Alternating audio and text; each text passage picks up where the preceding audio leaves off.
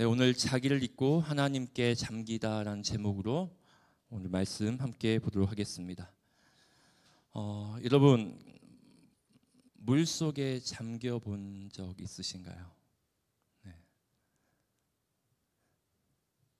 지금 한번 상상해 보시길 바랍니다. 내가 지금 물 속에 잠겨 있다고. 물 속에 잠긴다라는 말을 들었을 때 사람마다 다르게 느낄 것입니다. 수영 선수에게는 물은 익숙한 공간입니다. 꿈을 이루는 특별한 자리이기도 합니다.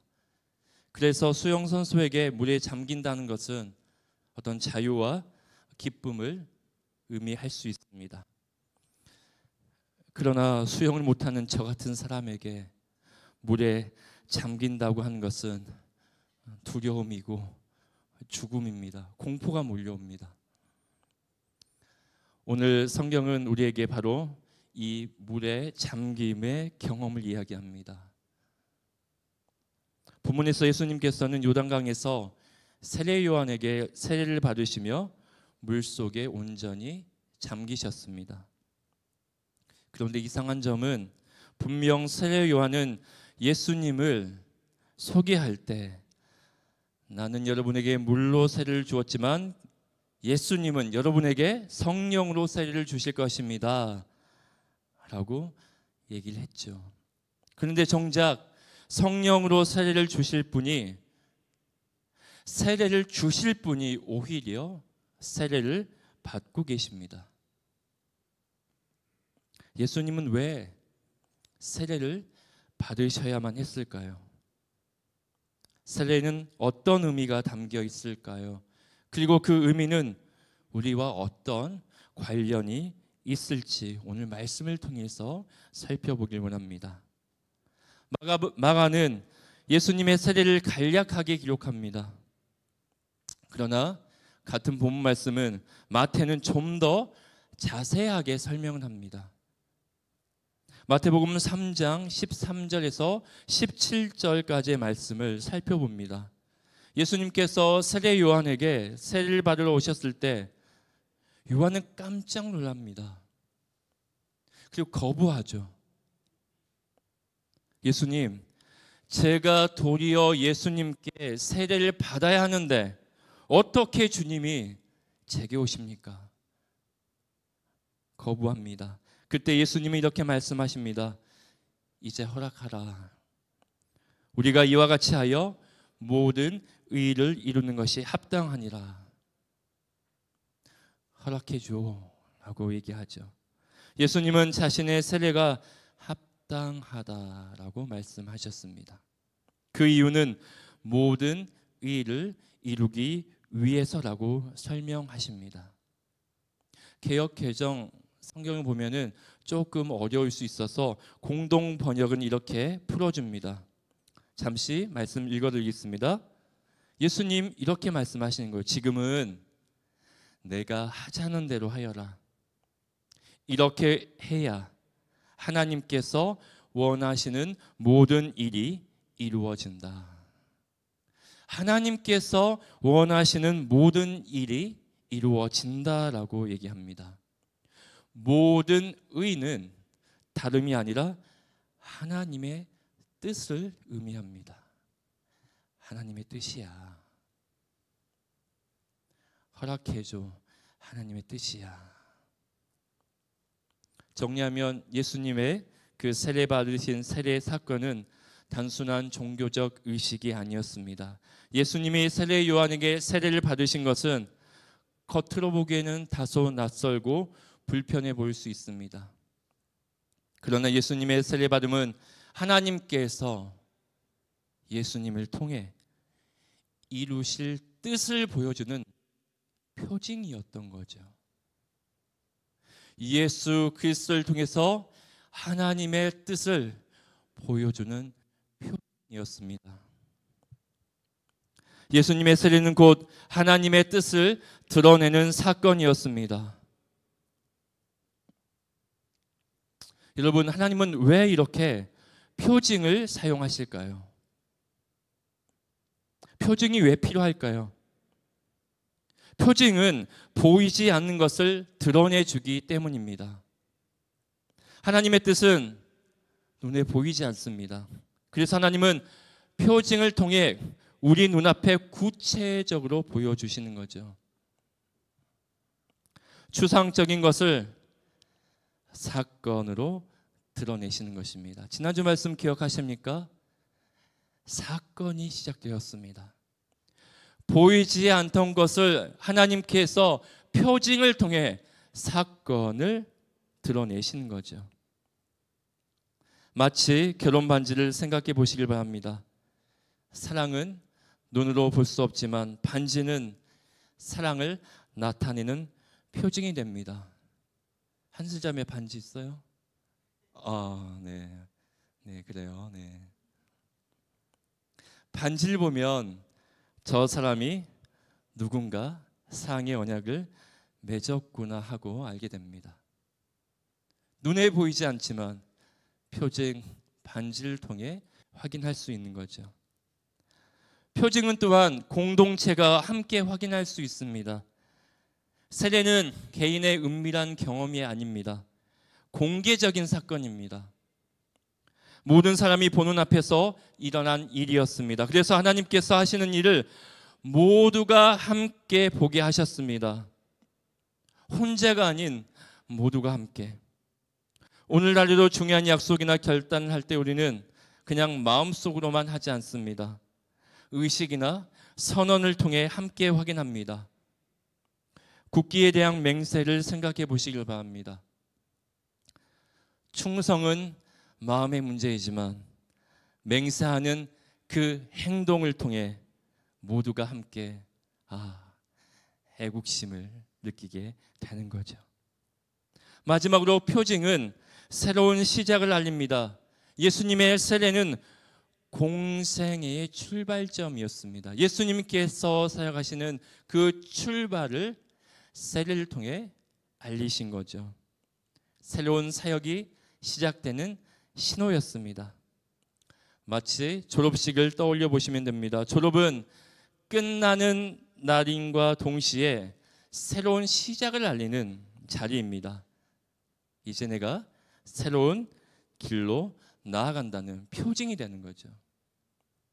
이렇게 표징은 우리에게 아주 중요한 의미가 있습니다. 보이지 않는 진리를 눈에 보이게 하고 공동체가 함께 확인하게 하고 새로운 시작을 선포하게 합니다. 그래서 예수님의 세례는 단순한 의식이 아니었습니다. 하나님의 뜻이 예수님을 통해 역사 속에서 드러나는 정말 강렬한 표징이었습니다. 하나님의 뜻이 이 땅 가운데 오신 예수님을 통해 하나님의 뜻이 드러나는 표징이 바로 세례 사건이었습니다. 그리고 그 표징 속에서 놀라운 일이 일어납니다. 어떤 일입니까? 예수님께서 세례를 받고 물에 올라오시자 하늘에서 소리가 들립니다. 그 음성은 예수님을 향한 하나님의 인정이었습니다. 11절 말씀 봅니다. 뭐라고 합니까? 너는 내 사랑하는 아들이라. 내가 너를 기뻐하노라. 예수님을 인정하는 말씀이었습니다. 여러분, 마가는 이 세례 사건을 통해서 예수님의 정체성을 다시 한번 분명하게 보여줍니다. 지난주 말씀 기억하시죠? 머리, 누구요? 예수 그리스도의 정체성을 마가는 1장에서 분명하게 다시 한번 보여주고 있습니다. 예수님은 어떤 분이십니까? 하나님의 아들이십니다. 그리고 그 사실을 하나님께서 친히 세례를 통해 모든 사람 앞에서 선포해 주신 것입니다. 자, 그럼 이제 여기서 한 걸음 더 들어가 보겠습니다. 예수님의 세례는 하나님의 뜻을 드러내는 표징이라고 말씀드렸습니다. 그렇다면 세례 안에 담긴 참된 의미는 무엇일까요? 세례를 통해서 무엇을 말씀하시길 원하셨던 것일까요?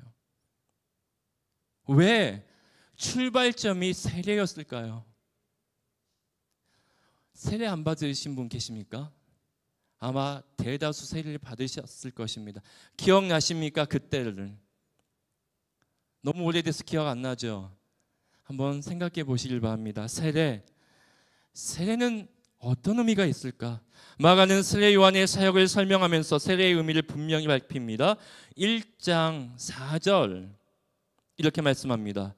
죄 사함을 받게 하는 회개의 세례라고 분명하게 말씀합니다. 세례는 죄 사함을 받게 하는 회개, 죄 사함을 받게 하는 회개가 세례라고 표현하고 있습니다.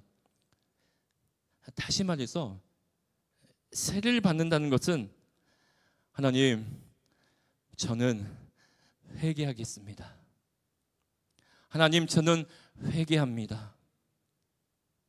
하나님, 저는 회개합니다 라고 고백하는 것입니다. 세례는 회개의 선언이었습니다.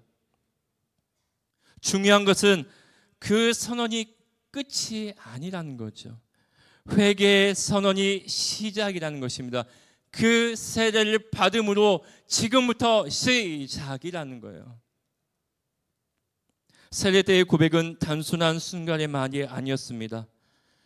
평생에 이어져야 할 방향 전환이었습니다. 하나님, 저 회개합니다.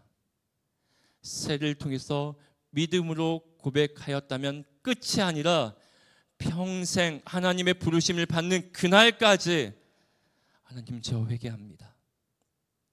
하나님, 저 회개합니다. 하나님, 잘못했습니다. 성도의 삶은 매일 매순간 자신을 돌아봐야 합니다. 내가 과연 하나님의 뜻에 맞게 살고 있는지 살펴야 되는 거죠. 내가 과연 지금 하나님의 뜻에 맞게 살고 있는지 살펴봐야 합니다. 운동선수가 어떤 팀에 들어가겠다고 등록했다고 생각해 보겠습니다.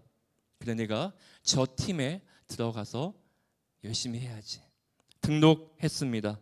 그 선수는 등록만 하고 마는 것이 아닙니다. 그 이유는 반드시 팀의 규율과 훈련을 따라야 합니다. 그 팀에 소속되었으면 훈련을 받아야 되고 규율에 따라서 살아가야 되는 거죠. 마찬가지입니다. 우리가 세례를 받았다는 것은 그 세례에 합당한 성도의 삶을 살아야 한다는 약속이 되는 것입니다. 등록만 하고 약속을 지키지 않으면 아무 의미가 없습니다. 여러분, 등록하셨습니까? 저는 등록했습니다. 세례 받으면서 등록했어요.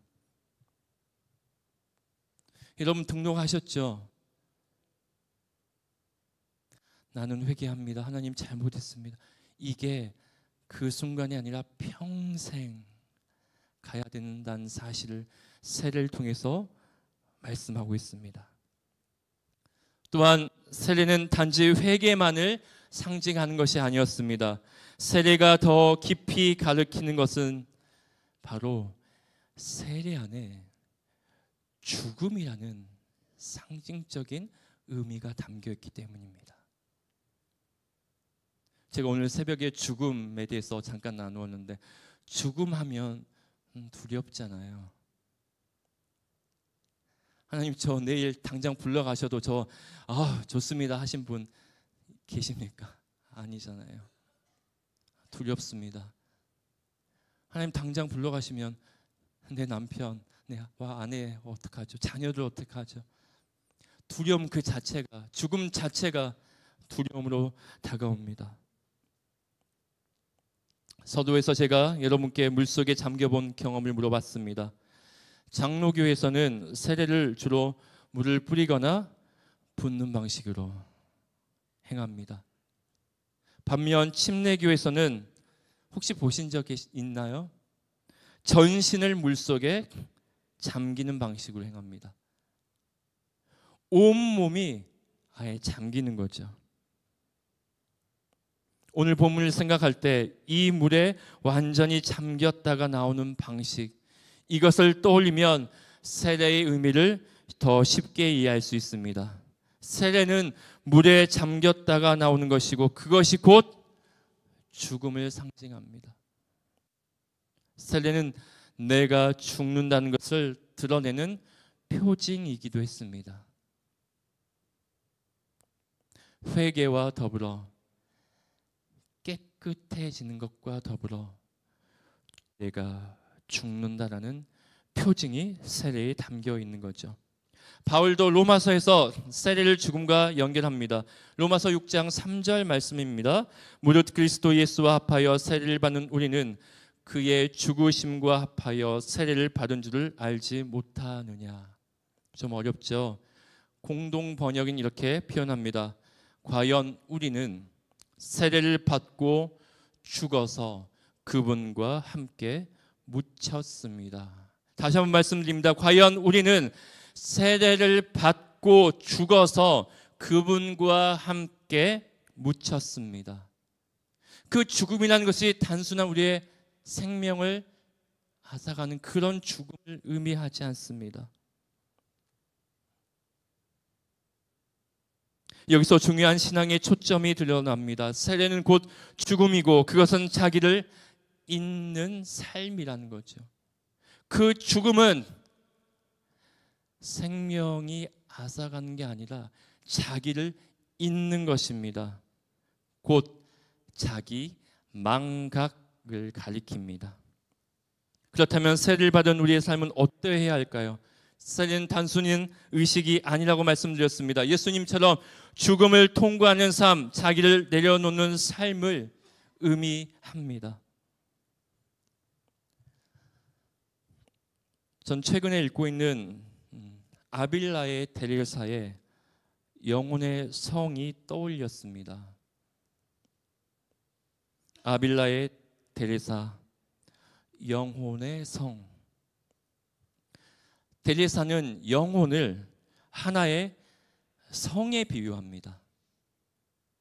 우리의 영혼을 하나의 성으로 비유하죠.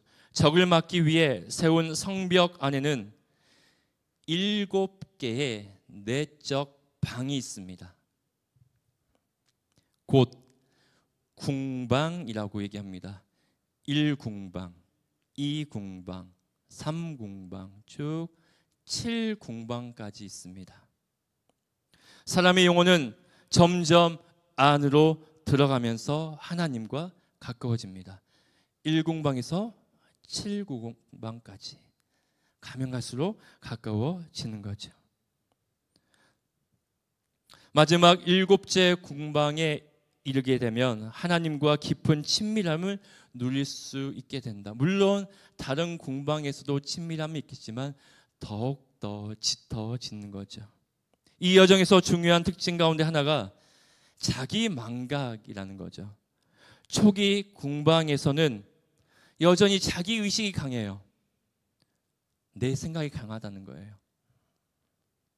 신앙조차 내 중심에서 출발합니다. 하나님께 영광을 돌립니다라고 말은 하지만 사실은 내 만족과 내 필요를 먼저 채우려는 마음이 앞섭니다. 1, 2, 3 초기 궁방에서는 내 생각과 내 의지가 앞서요. 특히 1궁방에서는요. 그래서 기도도 봉사도 신앙생활도 하지만 인정받지 못하면 금세 낙심하거나 시험에 빠집니다. 나 이렇게 열심히 했는데 목사님이 안 알아주네. 나 이렇게 열심히 했는데 인정받고 싶으나 인정이 안 되면 시험에 빠지는 거죠. 겉으로 보기에는 성숙해 보이지만 안으로는 자기 의와 자기 만족에 머무는 경우가 있습니다. 여러분, 우리 안에도 이런 모습이 있지 않습니까? 겉으로는 신앙생활을 잘 하는 것 같지만 마음속에는 하나님이 멀게만 느껴질 때가 있습니다. 교회는 다니고 예배는 드리고 봉사도 하지만 정작 내 중심에는 하나님을 향한 갈망이 식어 있을 때가 있다는 거죠. 하나님을 생각하지 않습니다. 예배 때 그냥 옵니다.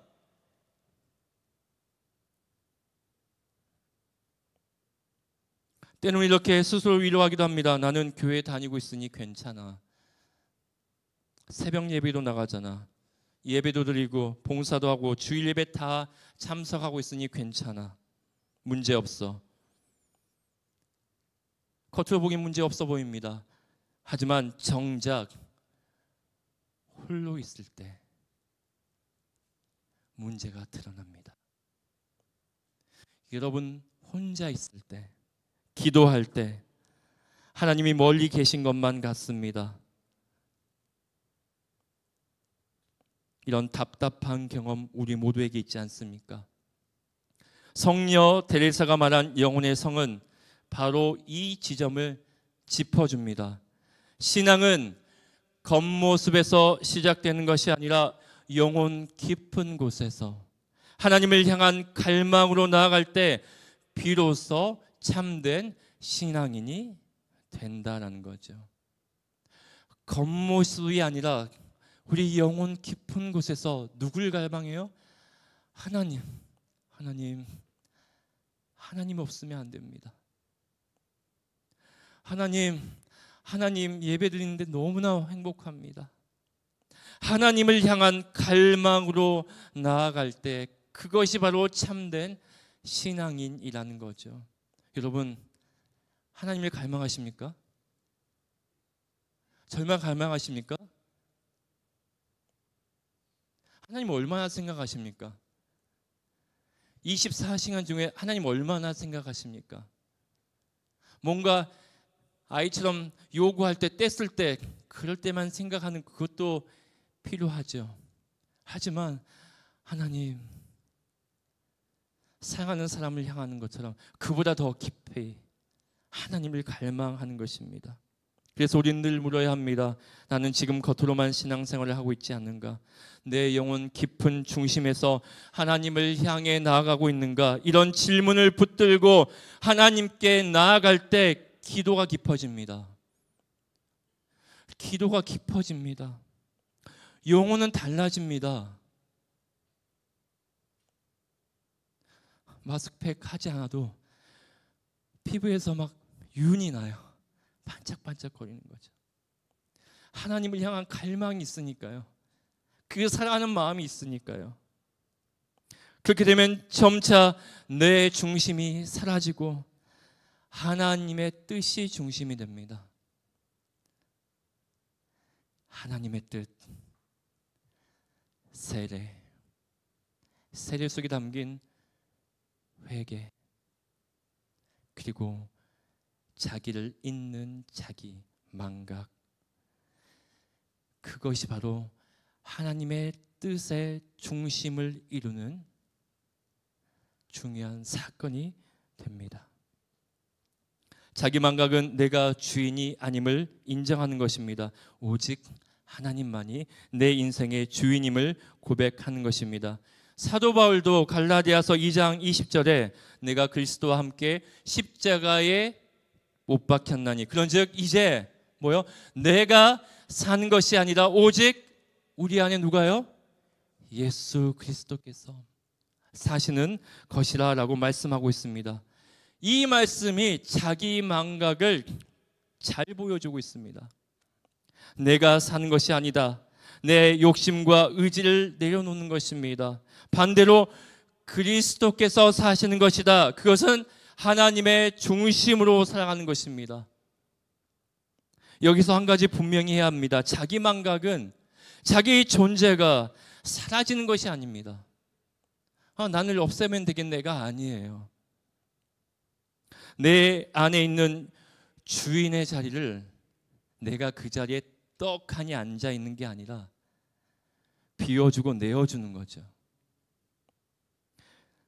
그 자리에 내가 앉는 것이 아니라 예수 그리스도를 모셔드리는 것입니다. 자기 망각은 자기의 자리를 예수님께 내어드리는 것입니다. 말씀을 마무리하겠습니다. 오늘 말씀을 통해 우리는 세례의 깊은 의미를 다시 생각해 보았습니다. 세례는 단순한 의식이 아닙니다. 죽음을 통과하는 사건입니다. 물에 온전히 잠긴다는 것은 곧 나를 내려놓고 하나님께 온전히 맡긴다는 표징입니다. 우리의 신앙도 마찬가지입니다.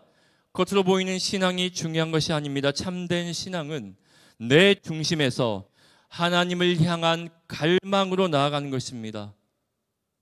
하나님을 향한 갈망. 그러할 때 우리는 비로소 자기를 잊고 하나님께 잠기는 삶을 살게 됩니다. 상상해 보았습니다. 나를 잊고 나에게 공포와 두려움의 대상인 물에 잠기는 것이 아니라 하나님 그 품에 잠겨 있다면, 하나님께 잠겨 있다면 얼마나 행복할까.